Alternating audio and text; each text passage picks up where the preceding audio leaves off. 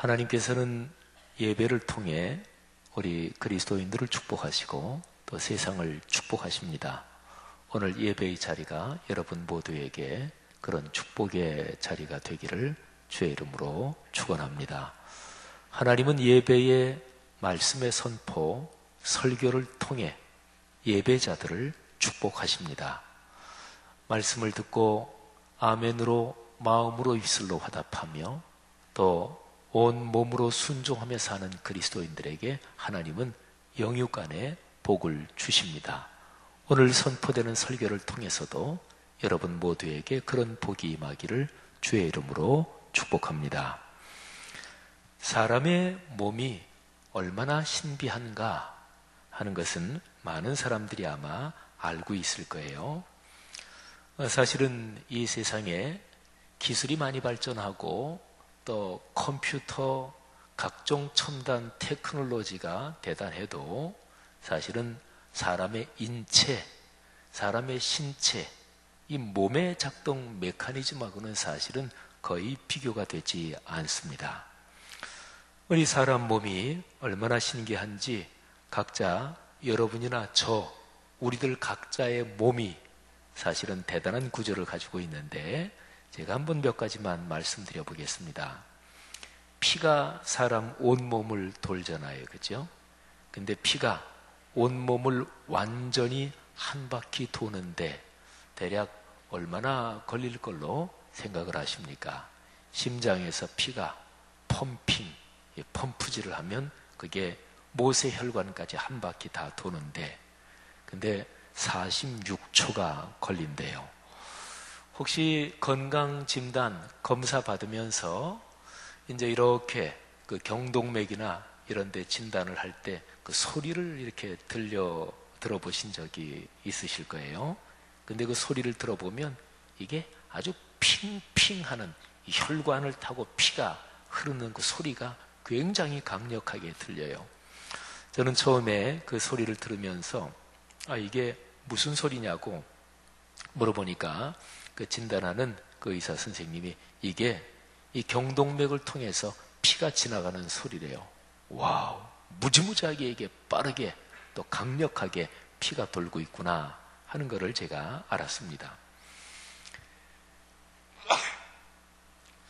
사람이 눈을 한번 깜빡거리는데 대략 얼마나 걸릴 걸로 생각하십니까? 1초? 1초보다 더 조금 걸리겠죠. 근데 40분의 1초 정도. 특별히요. 밖에서 뭐가 이물질이 내 눈에 들어오려고 한다. 그때 반사동작으로 눈이 깜빡하고 눈이 닫히는 그 시간은 굉장히 짧다는 거예요. 그리고 눈 근육이 24시간, 그러니까 하루 동안 대략 한 10만 번 정도 움직인다고 그래요. 사람 뼈 또는 몸의 피부 이런 게 이제 계속해서 세포는 죽고 그리고 새 세포가 계속 생기잖아요. 사람이 생명체니까 계속해서 평생 그렇게 이 신체 구조가 작동되는데 사람 몸의 뼈 조직이 끊임없이 세포는 죽고 낡은 세포는 죽고 새 세포가 다시 자라나고 생겨나면서 이 뼈를 계속 유지하는데 대략 7년마다 한 번씩 몸 전체의 뼈가 새롭게 바뀐다 그래요.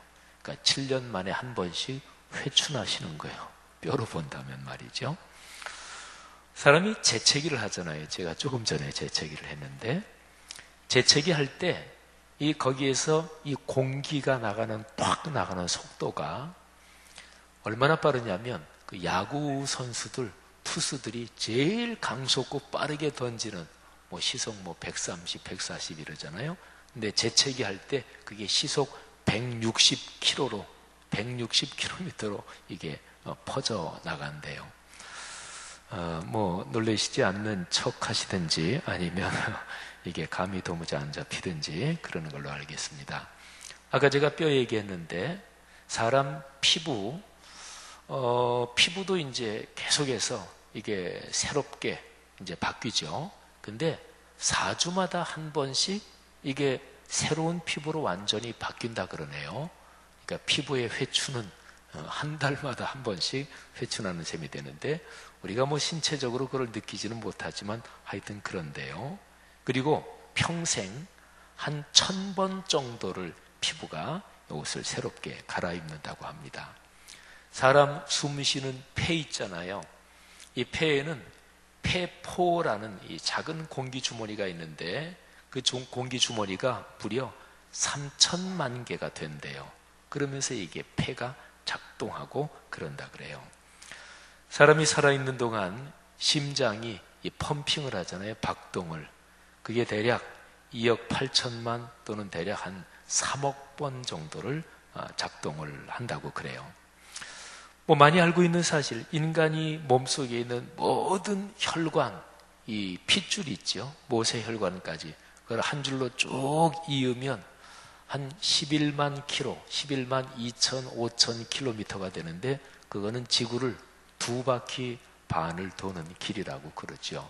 여기 앉아 계신 여러분이나 저나 한 사람 속에 있는 혈관을 전부 다 이으면 지구를 2바퀴 반이나 감을 수 있다는 거죠.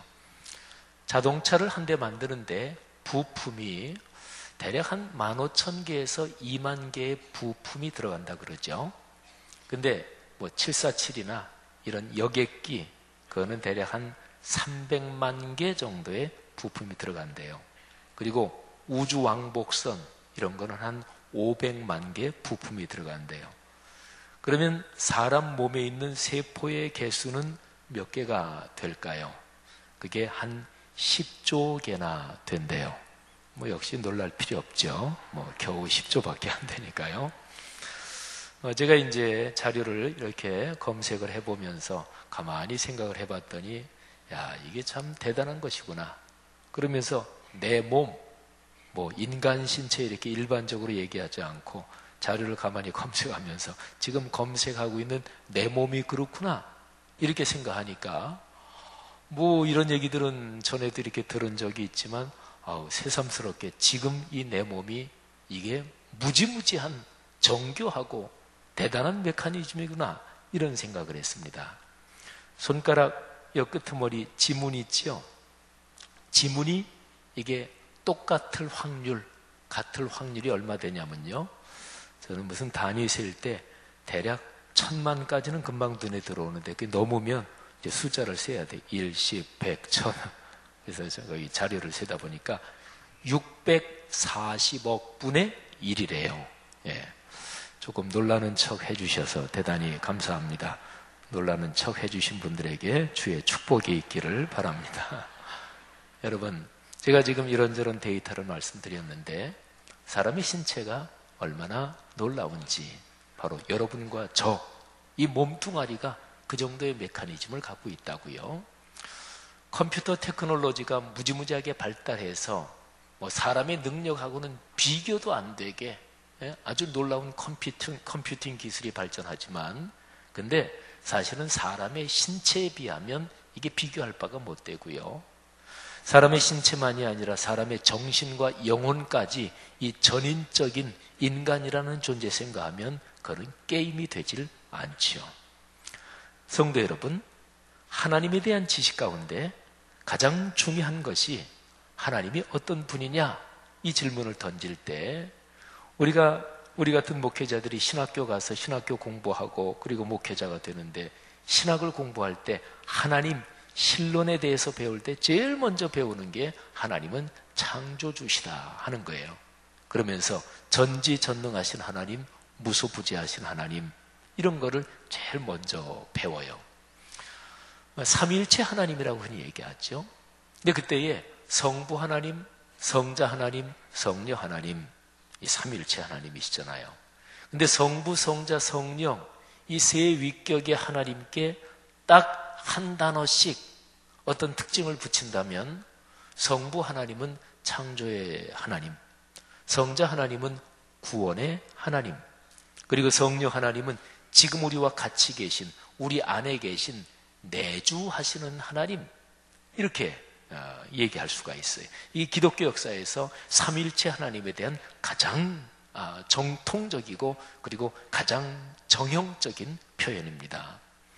그러니까 하나님은 무엇보다 창조의 하나님이셔요.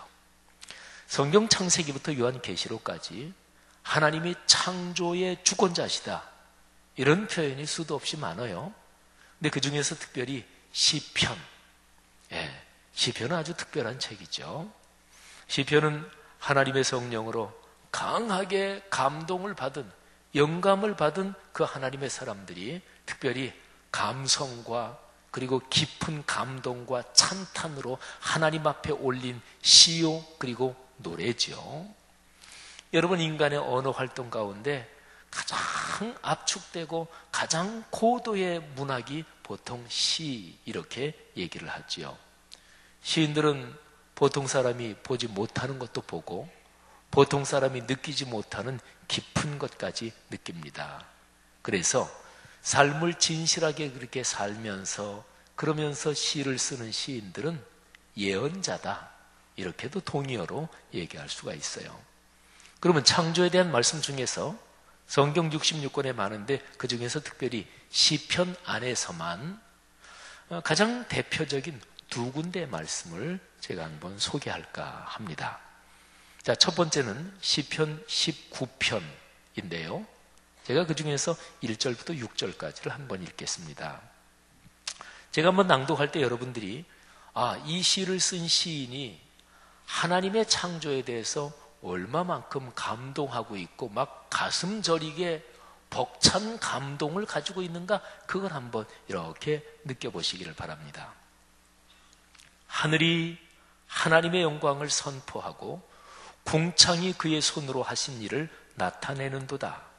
날은 날에게 말하고 밤은 밤에게 지식을 전하니 언어도 없고 말씀도 없으며 들리는 소리도 없으나 그의 소리가 온 땅에 통하고 그의 말씀이 세상 끝까지 이르도다. 하나님이 해를 위하여 하늘에 장막을 베푸셨도다. 해는 그의 신방에서 나오는 신랑과 같고 그의 길을 달리기 기뻐하는 장사 같아서 하늘 이 끝에서 나와서 하늘 저 끝까지 운행하며 그의 열리기에서 피할 자가 없도다. 아멘. 여러분, 제가 지금 읽어드린 시편 19편 말씀은 성경 전체로 봐도 창조의 하나님, 이렇게 얘기할 때 굉장히 중요한, 많이 알려진 그런 내용입니다. 근데 전체 스케일이 우리가 6절만 들었습니다만은 웅장하고 감동적이죠. 하나님이 창조하신 피조세계 우주 전체 만물 중에서 뭐니 해도 가장 대표적인 피조물은 태양일 것입니다. 그런데 그 태양을 자기의 방에서 나오는 신랑과 같고 강하게 달리는 장사 같다, 이렇게 의인화시켜서 얘기를 하고 있죠. 여러분, 해, 달, 별, 우주 전체가 돌아가는데 이게 무슨 소리가 우리 귀로 들리나요? 들리지 않잖아요. 근데 이 시인은 우리의 신체적인 귀에는 들리지 않지만 우주 전체가 운행하는 이 거룩한 우주의 합창 소리를 지금 듣고 있는 거예요. 그래서 해, 달, 별 전체가 창조주 하나님을 찬양하는 오케스트라처럼 지금 하나님께 찬양하고 예배하고 있다, 지금 이런 감동을 노래하고 있죠. 자, 이걸 들을 때 우리는 이 시인이 하나님의 피조물 전체 만물을 보면서 얼마나 지금 큰 감동에 겨워 하나님을 찬양하고 있는 것일까, 이런 생각을 가지게 되죠. 여기에 계신 분들 중에서 시골에서 자라신 분들은 아마 정서가 여름 밤 하늘, 시골은 옛날엔 깜깜하잖아요. 그럼 밤에 은하수가 흐르는 게 보이고 쏟아질 듯이 별들이 보이고, 그리고 밤하늘, 여름밤 밤하늘에 유성들이 하늘을 가르며 지나가는 아마 그런 정서 가진 분들이 많으실 거예요. 저는 서울서 태어나고 서울서만 쭉 살아봐서 서울 바깥에서 산 게 딱 2번인데 목회하러 강원도 대관령 지역에 가서 몇 년 있었고, 그리고 독일에 유학하면서 몇 년 있었고, 그 외에는 저는 서울에서 나서 쭉 서울에서만 살았는데, 저도 물론 어릴 때 자라면서 그런 시골 밤에 밤하늘 우주 전체의 그 기가 막힌 모습 몇 가지 기억에 있기도 합니다. 여러분, 지금 이 시인은 바로 그런 감동적인 모습을 보면서 거기에서 천상의 또는 천체의 음악 소리를 듣는 거예요. 자, 이제 두 번째 구절을 제가 소개해 드릴 텐데, 지금 제가 소개해 드린 시편 19편하고 이제 소개해 드릴 시편 139편은 서로가 대조적이에요. 자, 어떤 면에서 대조적인지 여러분이 한번 제가 낭송하는 걸 들으면서 생각을 해 보십시오. 오늘 설교 본문이죠. 시편 139편 13절부터 16절까지입니다. 주께서 내 내장을 지으시며 나의 모태에서 나를 만드셨나이다. 내가 주께 감사하오문 나를 지으심이 심히 기묘하심이라. 주께서 하시는 일이 기이함을 내 영혼이 잘 아나이다. 내가 은밀한 데서 지음을 받고 땅의 깊은 데서 기이하게 지음을 받은 때에 나의 형체가 주의 앞에 숨겨지지 못하였나이다. 내 형질이 이루어지기 전에 주의 눈이 보셨으며 나를 위하여 정한 날이 하루도 되기 전에 주의 책에 다 기록이 되었나이다. 아멘. 여러분, 아까 제가 앞에 읽어드린 시편 19편 그리고 지금 낭송해드린 시편 139편 어떤 점에서 서로 대조적인가요? 먼저 공통점을 얘기하자면 하나님의 창조에 대해서 감격 감탄하고 있어요. 근데 대조적인 것이 앞에 시편 19편은 천체 만물 우주 이 자연을 창조하신 하나님의 그 섭리에 감탄하고 있죠. 근데 시편 139편 두 번째 읽어드린 이 말씀은 천체가 아니라 한 사람, 이 인간을 창조하신 인간에 대해서 하나님 앞에 감동, 찬사를, 찬탄을 올리고 있는 거죠. 자, 자연을 창조하신 하나님, 자연은 우주 전체를 말하잖아요. 그리고 한 사람, 우주 전체에 비하면 사람은 얼마나 작은 존재예요? 그 사람을 창조하신 하나님, 이 두 가지를 말하고 있는 거예요. 자연, 사람, 이 둘은 대조적입니다. 하나님의 천지 창조에서 사람이 핵심이고 심장이고 전체 모든 피조물이 하나님이 만드셨으니까 당연히 걸작이겠죠. 걸작이 뭐예요? 뜻이 아주 걸출하고 탁월한 작품을 걸작이라 그래요. 그런데 이 모든 피조물이 걸작이지만 그 중에서도 최상의 걸작은 바로 사람입니다. 다른 모든 자연 만물 피조물들하고 사람의 결정적으로 다른 점이 하나님이 사람을 만드실 때는 사람에게 하나님의 형상을 주셨어요. 자, 지금 하나님의 형상이 뭐냐? 그거 얘기할 설교 맥락은 아니고요. 어쨌든 전체 피조물 중에서 이 모든 자연 그것과 비교할 때 사람은 아주 뛰어난 존재고 창조의 정점입니다. 자, 그런데 거꾸로요. 자연 만물이 제대로 사람과 어우러지지 않으면 사람은 존재하지 못합니다. 요즘 일본의 태풍 제비가 굉장히 큰 피해를 입히고 지나갔잖아요. 또 미국 동남부의 태풍, 허리케인이라 그러죠. 플로렌스가 지금 굉장히 또 큰 피해를 주고 있고, 또 필리핀에 지금 큰 피해를 주고 중국으로 현재 진행형으로 올라오고 있는 태풍 망쿠이라는 태풍이 어마어마하잖아요. 사람이 자연 환경을 생각하지 않고 자기 우선 편한 대로 살아서 이 기상, 기후 조건이 막 엉켜서 일어난 현상이라 그러죠. 사람이 창조의 절정이고 그리고 사람처럼 존귀한 존재가 없을지라도 사람은 다른 한편으로 굉장히 약합니다. 그러니까 자연 만물과 어우러지지 않으면 사람은 생존 자체가 불가능합니다. 자, 여러분 이 두 가지를 생각해 보세요. 자연 또는 우주 그리고 인간. 우리 사람, 이 작은 사람 한 몸뚱이가 얼마나 신묘하고 얼마나 기가 막힌지 그 몸의 메커니즘이 얼마나 대단한지 철학자들과 사상가들이 이 우주하고 비교를 했어요. 그래서 사람 몸을 소우주, 작은 우주라고 그렇게 얘기를 하지요. 그러면 이 우주는 이 소우주에 비교해가지고 대우주. 오늘 시편 19편과 시편 139편은 시편 19편은 대우주를 만드신 하나님의 섭리를 감탄하고 있고, 그리고 두 번째 시편 139편은 소우주인 인간을 만드신 하나님을 감탄하고 있는 거죠. 성도 여러분, 하나님이 창조주시라는 사실은 거기에서 우리의 삶에 이런 메시지를 주는 거예요. 하나님이 잘 아신다. 당연하죠. 그분이 창조주시고 그분이 만드셨으니까. 여러분의 몸 또는 우리의 신체 모든 것을 하나님이 가장 잘 아십니다.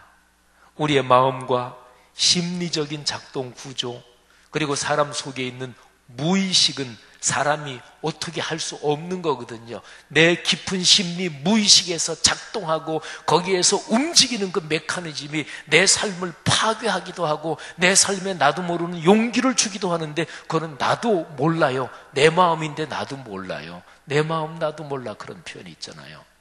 근데 하나님이 그거를 더 잘 아십니다. 성도 여러분, 여러분이 살아가는 삶의 상황에서 여러분의 신체뿐 아니라 여러분의 마음과 영혼, 이 모든 것을 하나님이 진짜로 모든 것을 잘 아신다, 이 사실을 한번 깊이 묵상해 보십시오. 거기에서 우리는 용기를 얻게 되는 거예요. 하나님이 나를 잘 아시는 그 하나님이 나를 깊이 사랑하시니 내 삶을 인도하고 계신다는 이런 확신이 오면 사람에게 겁날 것이 없지요.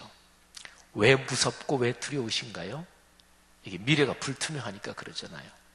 요즘은 하도 이런저런 병들이 많아서 우리 사람들 중에 그런 사람이 있어요. 어디가 조금 아프면 아이고 무슨 병 아니야? 아이고 덜컥 어려운 병 걸리는 거 아니야? 그런데 노심초사하는 사람이 있어요. 근데 한번 생각해 보세요. 여러분을 잘 아는 진짜로 명의 그런 의사가 여러분의 주치의인데 한 1년에 한 번씩 이제 건강검진을 받으러 간다고 치고, 근데 건강검진 받으러 갔는데 그 명의 주치의가 아유 걱정하지 마십시오. 사실은 건강 상태로 보면 1년에 한 번씩 건강검진 받을 필요도 없는데 그래도 그냥 1년에 한 번씩 받는 게 좋은데 앞으로 1년 걱정하지 말고 그냥 건강하게 사실 거예요. 그러면 1년 동안 건강하게 살아요. 명의 의사 선생님이 그렇게 얘기해도 건강하단 말이에요. 마음이 든든하죠. 그런데 그 명의 의사 선생님하고는 비교도 될 수 없는 내 몸의 모든 메커니즘을 창조하신 그 창조의 주권자 하나님이 우리를 잘 아시고 우리를 사랑하신단 말이에요. 성경은 우리의 삶을 보장하신다고 얘기하잖아요.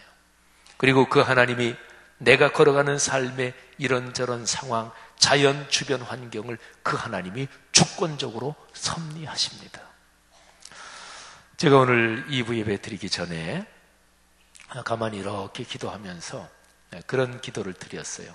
아마 오늘 설교를 제가 이렇게 머릿속에 있으니까 또 그렇게 연결이 된 것 같은데, 제가 앉아서 잠깐 기도하면서 하나님, 오늘 2부 예배 때 제가 또 설교하는데 제가 설교자이기 이전에 예배자로 지금 이 자리에 있게 하옵소서.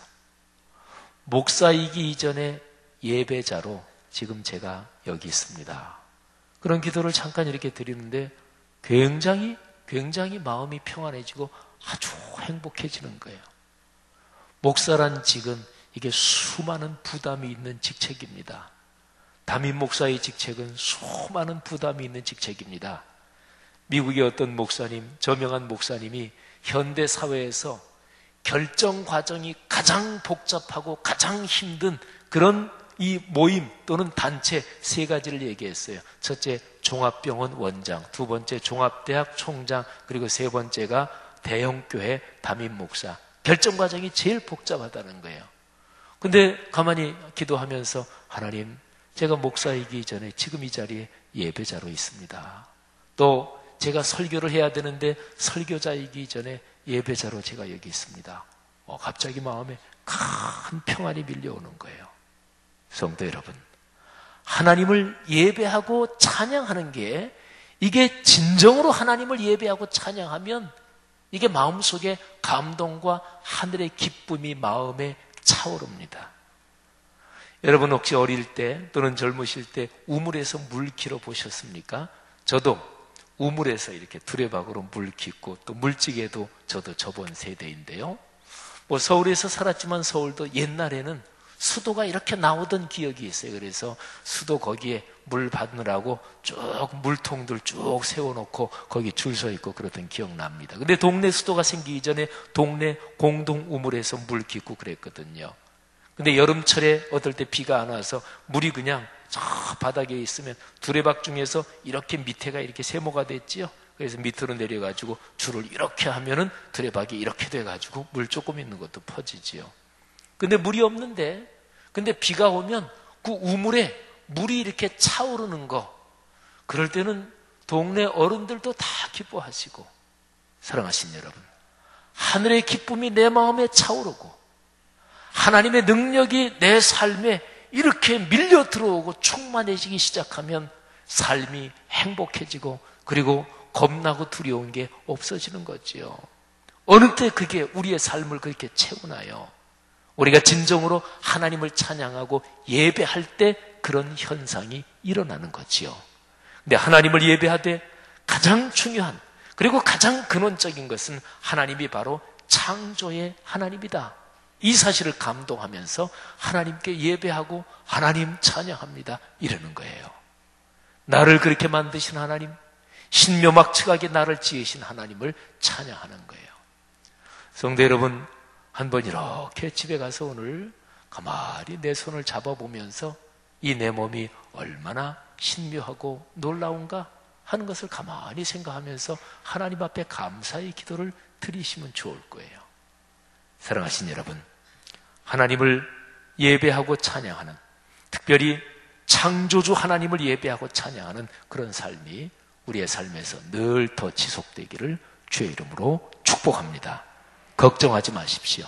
하나님이 여러분을 만드셨습니다.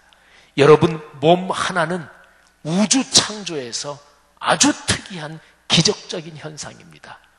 오늘 아침 우리가 일어나서 다시 새날을 맞았잖아요.